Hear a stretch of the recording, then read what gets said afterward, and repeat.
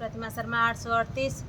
और एक पंडित जी के लिए गारी गीत है, आप लोग सुनिएगा, अच्छा लगेगा तो लाइक शेयर सब्सक्राइब करिएगा और कमेंट में बताइएगा और ज़्यादा से ज़्यादा आप लोग सपोर्ट करेंगे कि मेरा भी चैनल आ जाए। बहुत प्यारा गीत है, आप लोग सुनिएगा। पंडित जी के लिए गारी गीत है, आप लोग सुनिए, आपको कैसा लगा। पंडित जी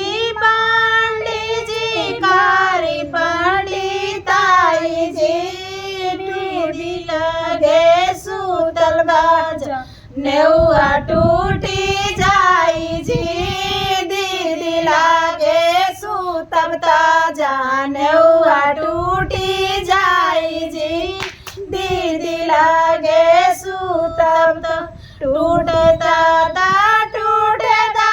पीर जोटी जाई जी, दीदी शांता बातरी सासुर चाली जाई जी, दीदी साता बातरी सासुर चाली जाई जी, दीदी साता बातरी।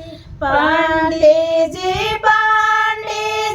कारी पंडिताई जी, बुआ लागे सूतल बाजा, नेउआ टूटी जाई जी, बुआ लागे सूतल बाजा, नेउआ टूटी जाई जी, टूटता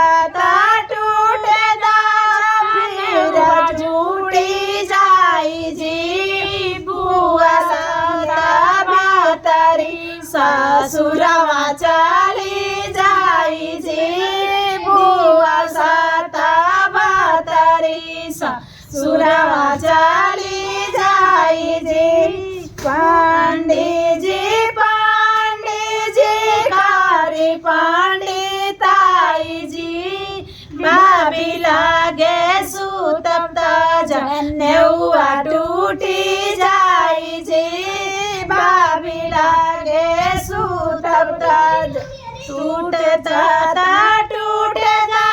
फिर जूटी जाई जी, बाजी साता बातरी नहीं हरवा चाली जाई जी, बाजी साता बातरी अपने भैया ने चली जाई जी, बाजी साता बातरी।